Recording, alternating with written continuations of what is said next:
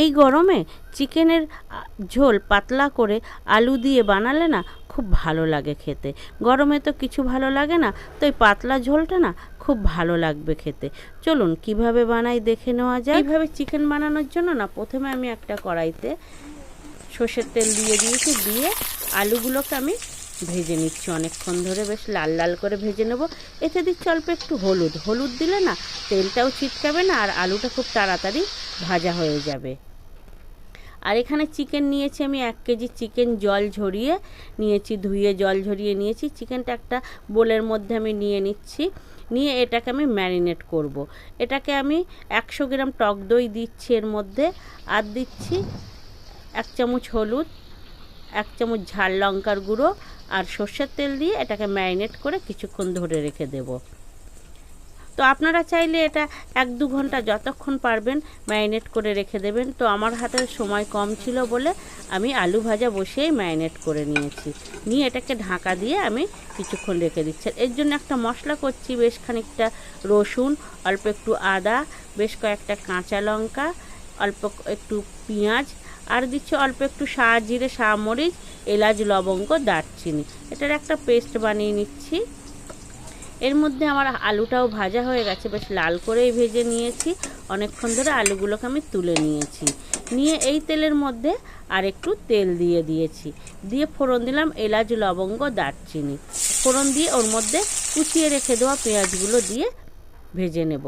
এটা খুব বেশি ভাজবো না, মিডিয়াম ভেজে নেব, বেশ গায়ে হালকা ব্রাউন কালার এসে যাবে তখন। এর মধ্যে একটু লবণ দিচ্ছি, তাহলে পেঁয়াজগুলো না পুড়ে যাবে না, বেশ নরম নরম ভাজা হয়ে যাবে। তো এইভাবে ভেজে নিয়েছি, হালকা ব্রাউন কালার এসে গেছে। এর মধ্যে 2টো টমেটো রাফলি কেটে দিয়ে দিয়েছি, দিয়ে এটা একটু হালকা নাড়িয়ে নিয়ে যে পেস্টটা আমি করে রেখেছিলাম আদা, রসুন, পেঁয়াজ, লঙ্কা, সেটা এর মধ্যে ঢেলে দিলাম, দিয়ে অল্প করে নাড়িয়ে নিচ্ছি। এটাকে খুব ড্রাই করে কষিয়ে নেব না, মিডিয়াম কষিয়ে নিয়ে এর মধ্যে দিয়ে দিচ্ছি 1 চামচ কাসুরি মেথি। কাসুরি মেথি মাংসই দিলে না খুব টেস্ট খুব সুন্দর হয়, গন্ধও সুন্দর হয়। দিচ্ছি 2 চামচ লাইট সয়া সস, দিয়ে ভালো করে এটাকে নাড়িয়ে নেব। সয়া সস দিলেও না মাংসর টেস্ট ভালো হয় আর কালারটাও না খুব সুন্দর হয়। তো এইভাবে একটু করে খেয়ে দেখবেন আমার রান্নাটা কেমন হয়েছে, আপনারা বাড়িতে করলে বুঝতে পারবেন। তো ওই মশলাটার মধ্যে আমি চিকেনটা দিয়ে দিচ্ছি, দিয়ে ভালো করে না অনেকক্ষণ ধরে কষিয়ে নেব। এটাকে যেহেতু একটু বড় বড় সাইজেরও চিকেনগুলো আছে না, একটু কষাতে আমার সময় লাগবে। আর মাংস যতক্ষণ না কষিয়ে তেল ছাড়া যায় ততক্ষণ না কাঁচা মশলার গন্ধটা যায় না। তো লবণ লঙ্কার গুঁড়ো ঝালটা দিয়েছিলাম, এবার আমি কাশ্মীরি লঙ্কার গুঁড়ো একটু দিয়ে দিলাম কালারের জন্য, দিয়ে এটাকে আবার ভালো করে কষিয়ে নিচ্ছি। নিয়ে দেখুন তেল ছেড়ে দিয়েছে। এবার তেল ছেড়ে দিলে মাংসর অর্ধেক হয়ে গেছে, মশলার গন্ধও চলে যায়। এর মধ্যে না আমি এবারে জল ঢেলে দেব। তো লবণ তো ম্যারিনেট করার সময় দিইনি, পেঁয়াজ ভাজাতে দিয়েছিলাম, ওই জন্য আমি লবণ দিয়ে দিলাম। লবণ দিলে জল ছেড়ে দেয়, তো ওই জন্য লবণটা আমি পরে দিয়েছি। দিয়ে ভালো করে কষিয়ে নিয়ে ভেজে রেখে দেওয়া আলুটা দিয়ে আমি আরেকটু কষিয়ে নিচ্ছি। খুব ভালো করে কষিয়ে নিয়ে আমি এটাকে জল দিয়ে দেব, দিয়ে ফোটাতে দেব। তো মোটামুটি কষানো আমার হয়ে এসছে, দেখুন একটু সময় লাগে মাংস কষাতেই তো সিদ্ধ হয়ে যায়, বেশি সময় নেয়। আর জল দিয়ে তো বেশি ফোটানো লাগে না, তো একটু বেশি করে ভালো করে কষিয়ে নিলাম। নিয়ে এর মধ্যে যে বাটিটা আমি চিকেন ম্যারিনেট করে রেখে দিয়েছিলাম সেই বাটিটা ধুয়ে আমি জল দিয়ে দিলাম। আর একটু জল দেব, আলুগুলো তো সিদ্ধ হবে, ওই জন্য আর একটু জল দিয়ে এটাকে সিদ্ধ করে নেব খুব ভালো করে।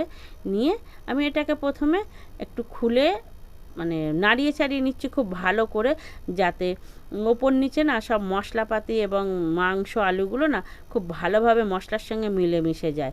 দিয়ে এটাকে আমি ঢাকা দিয়েই ফুটিয়ে নেব, মিনিট 15-20 আমি ঢাকা দিয়েই ফুটিয়ে নেব এটাকে। তো এইভাবে না কাসুরি মেথি টেথি দিয়ে মাংস করে খেলে খুব সুন্দর লাগে। আমার মাংসটা ফুটছে, তো আপনারাও বাড়িতে এইভাবে বানিয়ে দেখবেন। আর এরম পাতলা ঝোল ঝোল মাংস না গরমের মধ্যে খুবই ভালো লাগে। আর টক দই দেওয়া আছে তার জন্য না খুব বেশি কালার আসবে না, এটা বেশ সুন্দর সফট হবে, দেখতেও সুন্দর হবে। খুব ভালো করে ফুটিয়ে নিয়েছি আমি, নিয়ে এটাকে দেখুন কত সুন্দর কালার এসে গেছে। আর ঢাকা দিয়ে রেখে দিয়েছিলাম, ওটা মানে বেশ কিছুক্ষণ থিতিয়ে যাওয়ার পরে দেখুন কালারও এসছে, আমার সব কিছু পুরোপুরি সিদ্ধ হয়ে গেছে। এরকম টেস্টি যদি লাল লাল ঝোল ঝোল আলু দিয়ে মাংস খেতে চান তো এইভাবে রান্না করবেন। আর আমার রান্নাটা কেমন লেগেছে আপনারা কমেন্টে অবশ্যই জানাবেন, আপনারা বাড়িতেও রান্না করে খাবেন। আর যদি আমার রান্নাটা ভালো লেগে থাকে তাহলে একটা লাইক দেবেন। আর রবিবারের দুপুরের জন্য উপযুক্ত মাংস, ঝাল কম, বাচ্চারাও ভালোভাবে খেতে পারবে, বড়রা তো অবশ্যই পারবে। তো এরম পাতলা ঝোল ঝোল মাংস খেতে চাইলে অবশ্যই একবার বাড়িতে ট্রাই করে দেখবেন।